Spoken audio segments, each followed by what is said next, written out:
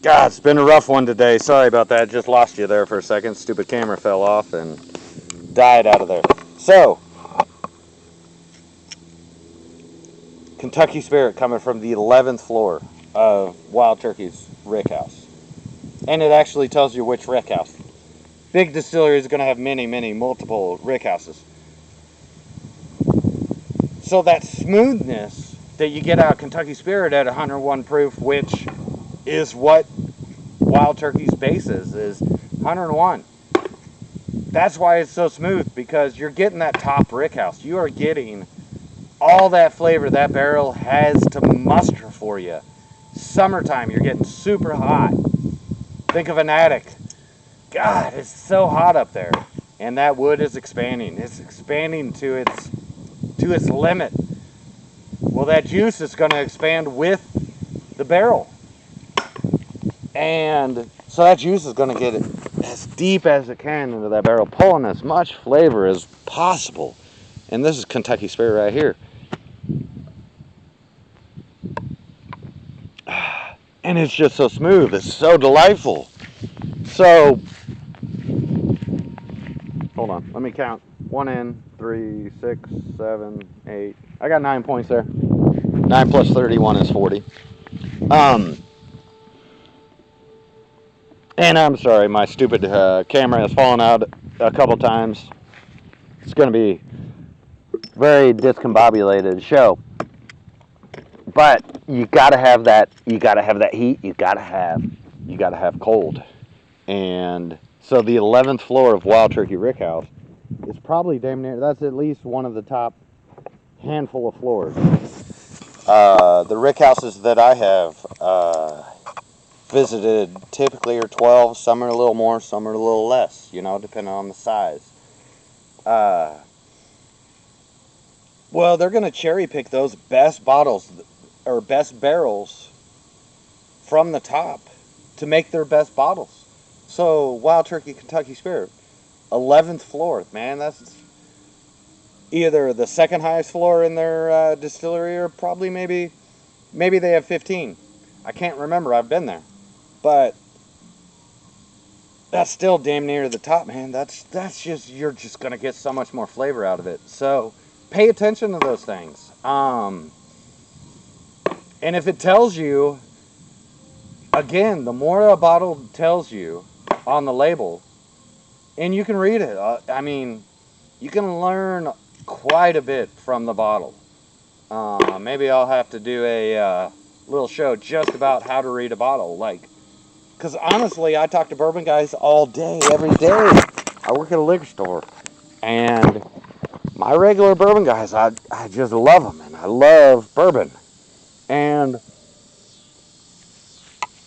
a lot of people aren't actually reading what's on the bottle, what it's telling you. What can you learn from bottles? And 3, 6, 9, 10, 11. And that's so important. Holy shit, I finished. I was at...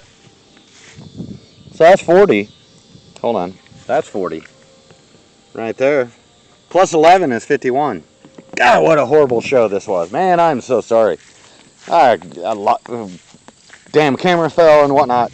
But hopefully you learned something, and that one thing is, if you could find barrels that are stored in top of rick houses, those are going to be your best tasting, your most flavorful bourbons. And maybe in the next episode, I'm grilling right now, I'm just throwing washers, I'm drinking Rare Breed, I'm drinking Kentucky Spirit, both from the Wild Turkey family, and they're both delicious. Check them both out. But maybe I'll show you. I've got a handful of bottles inside. You got to know how you read your bottles, because you can learn a lot if you know what flavor profile you like. If you know what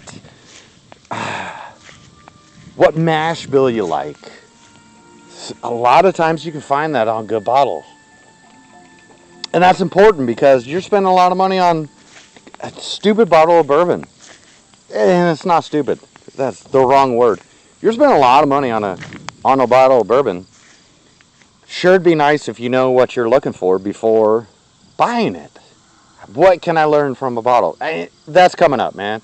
That's coming up. But remember, if it's telling you where in the rick house it's coming from, man, higher floor the better. We have a local distillery called Ben Holiday here, and they actually show on the bottle what percentage of their juice is coming from what floor of their rick house. I think their rick house is maybe 9 stories, so you got 9 barrels stacked on top of each other. Well, that's horribly important information. And if you know how to read that, if you know what you're looking for, if you know what mash bill you like, there's ways you can get bottles where you may spend $50 on a bottle, you may not like it. And that is horrible. Because not everybody's budget is the same where you buy something for $50. Well, dude, I don't want to waste $50 on a bottle that I'm not going to enjoy. Well, hopefully I can show you what I look for in bottles, what I'm reading on bottles, to let you make better choices on the bottles you buy. So, I don't know. Tonight might be a learning night. Anyway, Rare Breed going down. Kentucky Spirit going down. Oh, fantastic. Just delicious. If it's been a while since you've had any Wild Turkey products, man, and you're a bourbon person, I'll tell you what, man. You gotta check them out. And honestly, one of my favorite cheap bottles of all time, it's just Wild Turkey 101. Just what you get off the shelf. It's so delightful. So, maybe I'll do some shorts. Maybe I'll do something. Show you what I look for on bottles. See if I can get a good visual of bottles that I've got on my bar right now. And distinguishing which one's which. How to find something good. Goodness sakes, man. I'm having a great time tonight. I hope you're enjoying it. It's been a rough one with my camera dying, falling off the damn ledge, whatever it may be. I'm glad you've stayed with me, and hopefully you learned something tonight. Hopefully you learn something every time you watch one of my crazy podcasts where I just drink. So, thanks for joining me. Hey, we'll see you soon. Appreciate it.